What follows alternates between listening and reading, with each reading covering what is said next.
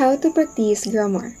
Good day everyone, I am Mr. Joy de Domingo and I'll be discussing the sample lesson for practicing the present perfect using a personalization task.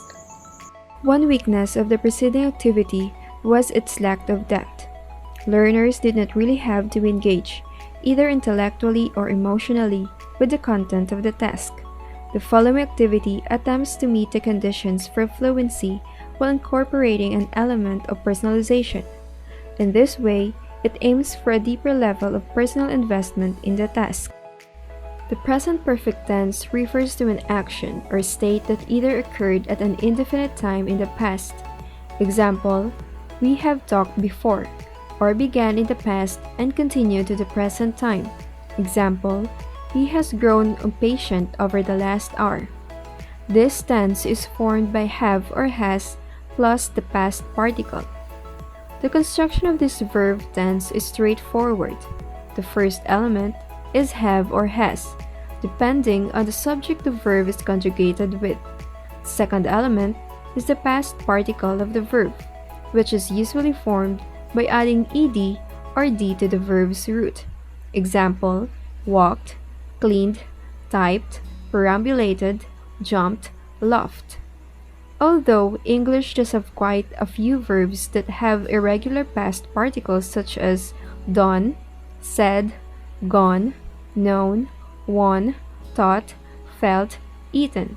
Below are the examples on how the present perfect can describe something that occurred or was the state of things at an unspecified time in the past. The important thing to remember about the present perfect is that you can't use it when you are being specific about when it happened. You can use the present perfect to talk about the duration of something that started in the past is still happening. These are the steps that the teacher provided. Step 1. The teacher writes the following table on the board. He provides an example sentence. 2 people in our group have acted in a play. He establishes that the time frame implied is that of your whole life up to now. He elicits other verbs that could fill the fourth column of the table, including a range of common irregular verbs such as seen, been to, had, met, eaten, done, gone. Step 2. The teacher puts the class into groups of 4, with the instruction that they should produce as many true sentences about their group as they can in 10 minutes. Using only the sentences generated by the table. A spokesperson is appointed for each group who will have the job of reporting on some interesting findings. The teacher monitors the group work, checking that students are on the task and providing help with the vocabulary when needed. Third step.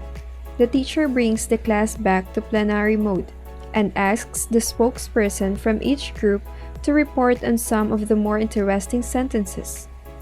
In the case of sentences beginning one person, or 2 or 3 people, he invited the other students to guess who is being referred to. He also asked some students to elaborate on their experiences by asking questions such as when did that happen or how did you feel at that time. Step 4. Individually, students write sentences about people in their class based on the preceding activity. Example, Tatiana has been to Australia. Elena has eaten ostrich meat. Betty has worked in a restaurant. The activity has many of the features of a traditional pattern practice drill in that the structure is tightly controlled and there is a high degree of repetition of the basic pattern. The difference is that the content of the drill is provided by the students themselves, working from the model provided in the form of a substitution table. Moreover, because the students are working in groups, the activity is both more student-centered and more meaning-focused. There is less emphasis on accuracy at this stage.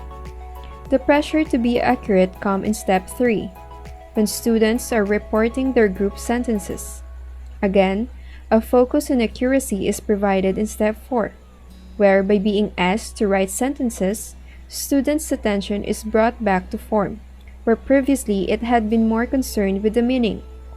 This stage also provides them with a useful record of the lesson, made more memorable through having been personalized. The E factor. The activity is extremely easy to set up. All that is needed is a board, and once students are familiar with the activity type, not even that. Note also that activity can be adapted to virtually any grammatical structure. Moreover, the activity rates highly in terms of economy, since the minimal setting up has excellent payoff in terms of the volume of practice generated. Theoretically, there is no limit to the number of sentences the groups could produce. As for efficacy, the activity meets a number of the conditions for effective fluency activities outlined above. The language is fairly formulaic, and there is a high volume of repetition of the formula. A secure scaffold is provided in the form of the table, but form is de-emphasized since learners' main concern is to create meaningful sentences. Moreover, the activity works just as well with the classes of mixed ability, in that learners can contribute to the level of their ability. Finally, in terms of forging a group dynamic, the activity has positive spin-off, since students are obliged to interact and find out things about each other they might not otherwise have known.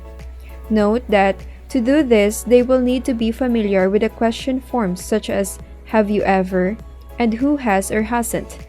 It would pay to write this on the board in advance of the group work. The A factor.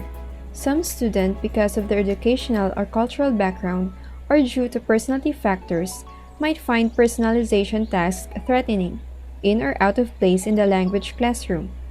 There is also the problem that learners may feel such pressure to be interesting that they become anxious and lose sight of the linguistic purpose of the task.